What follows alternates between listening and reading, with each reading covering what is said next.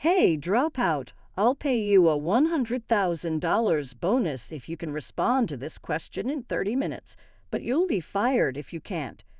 During a necessary training session that all employees at headquarters were required to attend, my supervisor, Alex, the department head, said these things. Many employees were already doubting the strange training that involved answering questions from prominent university entrance exams. Naturally, a buzz circulated around the enormous conference room that had been transformed into the training location. Alex had already created a poor impression when he suddenly presented me with a challenging question while I was alone. Everyone could see that his promise of an unachievable $100,000 bonus was nothing more than harassment. Alex appeared unaffected by the rush of other department heads to stop him. Since I couldn't fix it anyhow, he remarked that it wasn't a problem. The other department heads were blind to the fact that this was not the true problem. The organization, a renowned multinational corporation in its own right, has a conference room at the headquarters that can hold about 200 people. It would undoubtedly stress compliance. Alex did not appear to be aware of this problem. With a heavy sigh, I let out my pent-up frustration and started to confidently confront the situation. I had no idea how this incident would impact Alex's and my careers. Ryan is my name. This year I turned 30. Although I've worked at over 5 different jobs and have never stayed at one for very long, I've ended up quitting every job, whether it was because I was thought to be incompetent or because I didn't get along with people. I've been with my 6th employer for 6 months now, which is one of the longest tenures I've had, and I would like to stay quietly for a longer period of time. However, I had a feeling it wouldn't last long.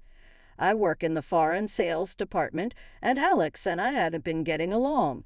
So that's the reason it bothers me that I frequently find myself in blitzy sectors like international business, even though I think I'm more suited for less involved positions. Having a respectable university degree, Alex was proud of it and believed that people without one were lazy failures. He denigrated women who had achieved academic success by claiming that a woman's high level of education really detracts from her beauty, although this was solely directed at men. I particularly disliked Alex. Having a mindset with prejudices is one reason, but there are many other reasons why I find it difficult to deal with him. Even past 50 and unmarried, he boasted about his popularity with women and often made inappropriate comments to female colleagues. In an era where compliance is crucial, he carelessly made crude jokes, making female employees uncomfortable. He looked down on male employees without college degrees, taking credit for their work or blaming them for his mistakes. Taking credit for someone else's work, especially while looking down on them, shows a complete lack of pride. Alex, who despises me the most in the department, often makes side remarks, saying, "How did a middle school dropout get assigned to such a prestigious department?" Using underhanded methods, I don't understand why he mistakes me for a middle school dropout, but more than that, I detest being thought of as someone who used dirty tricks to get here. I would have preferred to work in a supportive role like accounting or administration rather than a high-profile department like international business, but we can't always be placed in the department of our choice, so we have to do our best in the department we're assigned to. To Alex's dissatisfaction, he assigned me menial tasks like copying and data entry. I didn't mind the work itself, as I preferred tasks that allowed me to work quietly on my own. However, his attempts to sabotage my work, like spilling coffee on documents or kicking my chair during data entry, were intolerable. Thankfully, my colleagues were aware and supportive. They even appreciated my ability to work accurately despite the interruptions. Emily, a colleague of the same age, seemed to trust me greatly, often coming to me for advice on work matters. Alex seemed displeased by that as well. Emily is the only highly educated female employee whom Alex doesn't belittle with his comments. The reason is that Alex favors her, but Emily pays him no mind. In fact, it wouldn't be an exaggeration to say she dislikes him. While no one in the department is fond of Alex, Emily probably dislikes him the most. It's only natural to feel aversion towards a man 20 years your senior making unwanted advances. Emily is not just beautiful within our department, but is considered one of the most attractive women in the entire company. Rumors have it that she was scouted numerous times during her student years, though I hadn't heard it from her directly, and it remains a rumor. Her beauty makes it easy to believe such claims. Emily consulting with me, whom Alex looks down upon as a middle school dropout, fuels his jealousy, leading to even more harassment in front of the female employees. He ridicules me for being a low-educated dropout and blames me for mistakes that aren't my fault, desperately trying to lower my evaluation. However, no one takes Alex's words seriously since he's disliked by everyone in the department, which only serves to lower his own reputation further. My colleagues say I should talk back, but I see no point in responding to Alex's nonsense that nobody believes. Thinking that talking back would only lead to more trouble, I chose to ignore it, which turned out to be a mistake. The harassment escalated, and eventually Alex crossed a line. This incident occurred during a company-wide employee training that was said to involve all staff at headquarters.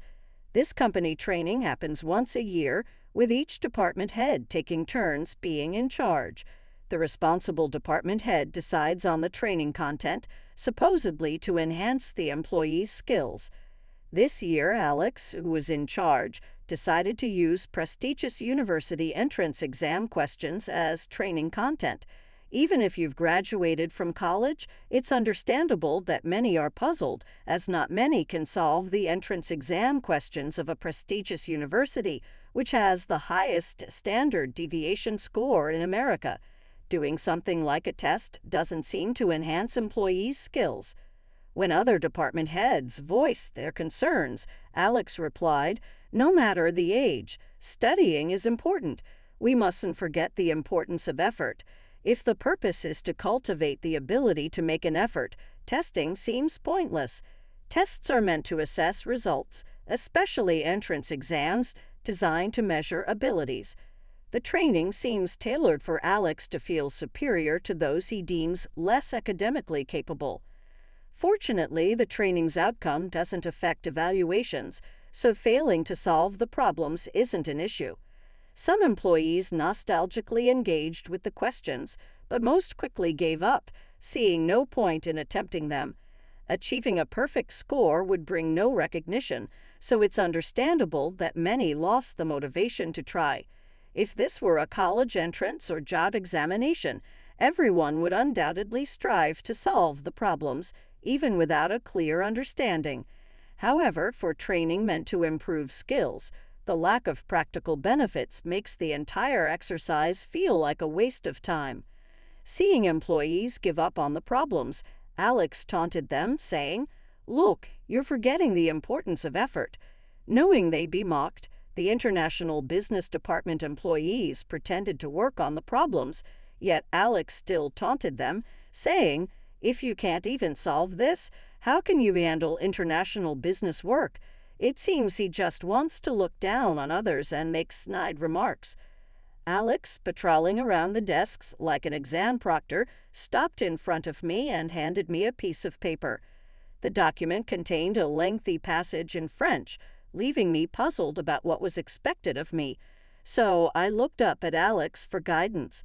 Then, with a smug grin, he said, "If you can answer this in 30 minutes, I'll give you a $100,000 bonus. But if you can't, you're fired." A murmur spread through the large conference room, which had become the training venue. It was appalling that he would say such a thing during a company-wide training involving all headquarters employees. Other department heads rushed to stop him, but Alex seemed indifferent. Releasing the stress that had accumulated over time, I allowed a heavy sigh and looked over the paper handed to me by Alex. Within 5 minutes, I responded to the question. The task was to translate a long French text that contained words that were difficult to express in English or were unknown to me. The unfamiliar words were likely intentionally incorrect neologisms. In press schools within French-speaking regions, a method commonly employed is phonic, which is used to recognize the rules of pronunciation and spelling in French. Familiar with French phonics, I was able to translate without being stumped by the unknown words. Alex, comparing my translation to the model answer, trembled in shock. "When will the bonus be deposited?" I asked with a pleasant smile, inquiring about the $100,000 bonus. Of course, I didn't seriously expect such a bonus to be paid. However, I couldn't forgive Alex for using the company training as an opportunity to harass me. Just because I tend to be quiet, a little harassment directed at me was one thing, but I couldn't overlook Alex using valuable training time meant for skill improvement just to indulge in his sense of superiority. I'm not a type who's particularly driven by a sense of justice. Normally, I prefer to spend my time peacefully, but it seems I had reached my limit with all the harassment up to now. Without realizing it, I had accumulated a lot of stress. How can a dropout let you solve a problem that I couldn't? Alex revealed his own failure to solve the problem and yielded, unable to accept that I had solved it. Dropout. I graduated from Oxford University. I have been insulted as a dropout many times before, but I am not a dropout. I had always wondered why such a misunderstanding had occurred. It seems Alex, having seen my resume, initially judged me based on my numerous job changes and labeled me as a troublemaker. However, the companies listed in my employment history are all well-known firms. Alex must have wondered what kind of educational background someone who doesn't stick with jobs yet works at famous companies might have. Each time he checked the education section, it only listed up to middle school. Indeed, the education section only goes up to middle school because the school I graduated from isn't in the United States. So, in the U.S., I'm considered a middle school graduate. In the self-promotion section, I noted that I had moved to the UK from high school and spent my time there through college. Alex must have misunderstood me as a dropout by only looking at the education section. When I explained this, Alex, unable to use education to assert dominance, complained, "Even so, you're someone who can't endure and quits companies quickly." Indeed, I have changed jobs 5 times in the 7 years since returning to my home country, but there were reasons for that. The first time I resigned was because my discussions were deemed too complex and bothersome by others. I didn't think I was talking about anything particularly difficult, but if I couldn't be understood, there was no helping it. The second time I faced harassment after being accused of getting cocky because of my good performance. If it was just harassment directed at me, I might have endured, but once it started affecting our clients, I had to resign. Being accused of showing off for working hard and being called incompetent for not doing enough led to my 5 job changes. That's why I wanted a job that didn't involve much interaction with people. The copying and data entry tasks that Alex had been harassing me with were actually the kind of work I thought suited me. I had even hoped to spend my entire workday doing nothing but copying and data entry. If Alex hadn't tried to set me up in front of everyone, I would have been content with quietly doing my tasks. What's all this noise? Did something happen? President Johnson, noticing the commotion in the conference room where the training was supposed to be happening, appeared with some executives. The roughly 200 employees went silent as President Johnson showed up. Seemingly puzzled by the sudden quiet after the previous noise, President Johnson asked Alex, the person in charge of the training, what had happened. However, Alex's explanation was a jumbled mess that made no sense. Then, President Johnson turned to Emily, who was nearby and likely knew the situation, for an explanation.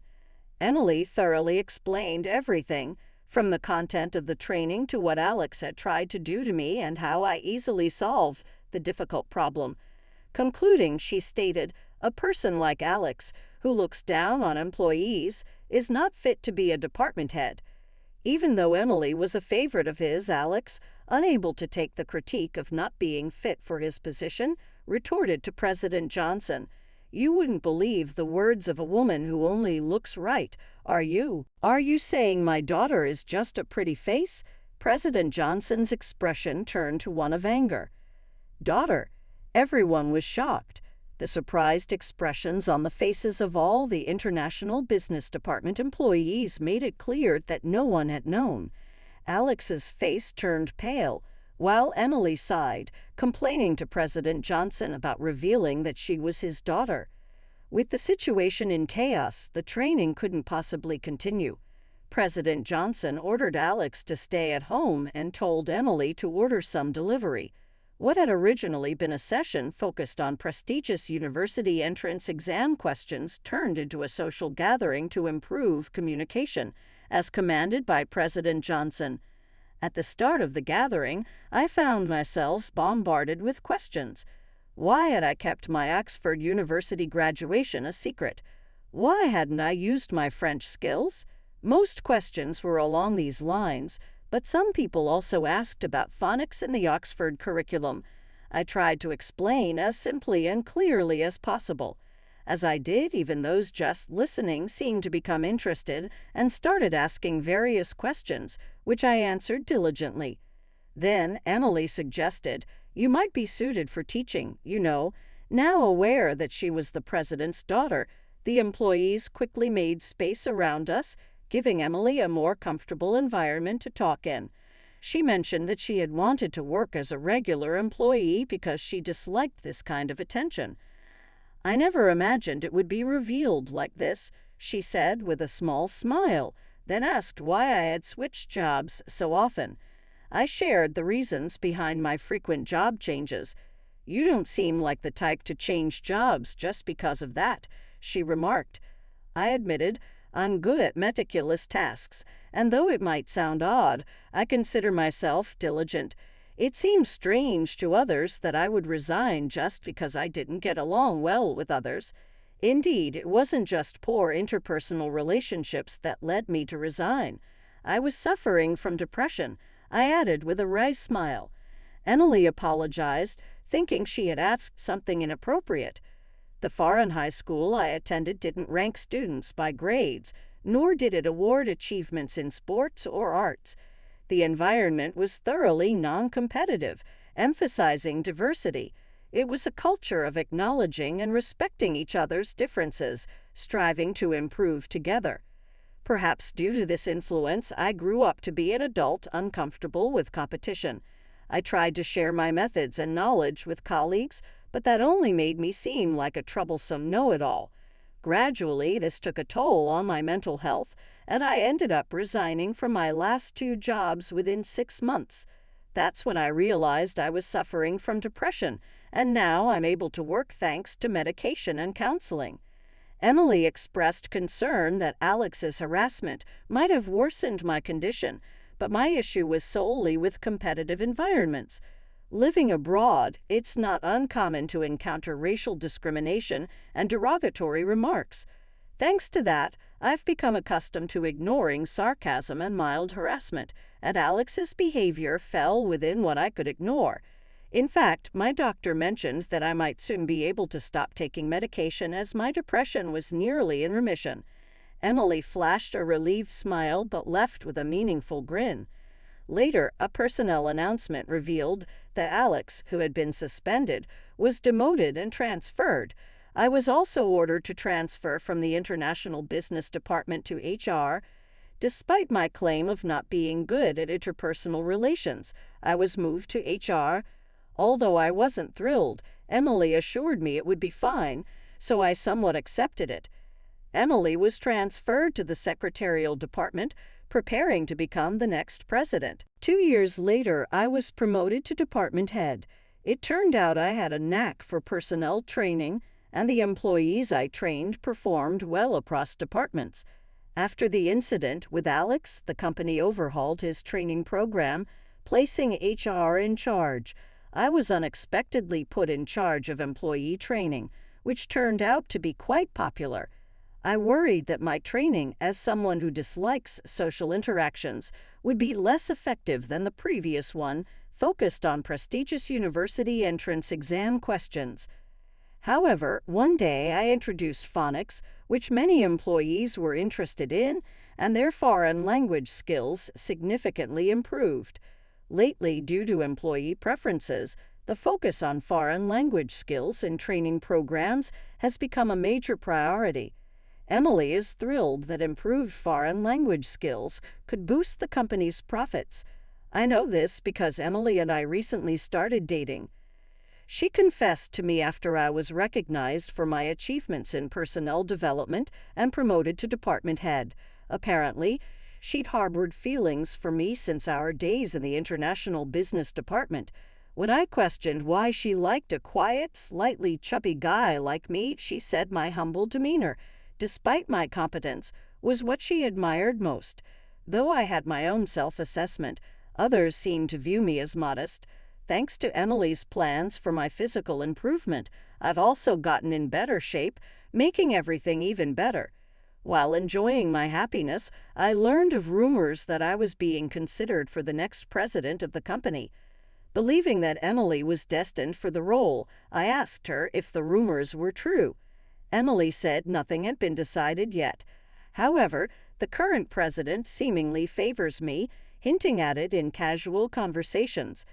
Emily expressed doubts about her suitability for the presidency. After all, if I became president, I might end up encouraging competition among employees, right? She mused. I, too, preferred to avoid fostering a competitive environment, yet the idea of me becoming president was daunting. Seeing my apprehensive expression, Emily laughed and said, "If we could just combine our strengths, we'd be perfect for the role." I couldn't help but laugh along, wishing such a solution were possible. I may not be as outspoken or decisive as Emily, but if I were appointed as the next president, I'd resolve to become more assertive to avoid disappointing the president or Emily. I might not achieve much on my own, but I have people around me willing to help. For the sake of those kind individuals, I aim not to let them down. Step by step, I will strive to make an effort to resolve each problem that arises.